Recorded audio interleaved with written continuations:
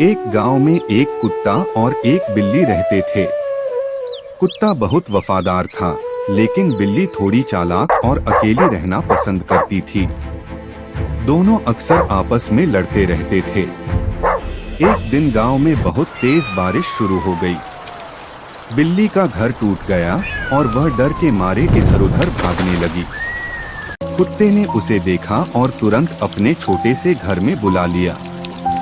बिल्ली हैरान थी, जिससे वो हमेशा लड़ती थी, वही उसकी मदद कर रहा था। उस दिन के बाद दोनों अच्छे दोस्त बन गए। इस कहानी से हम यह सीख लेते हैं, मुश्किल समय में दुश्मन भी दोस्त बन सकता है।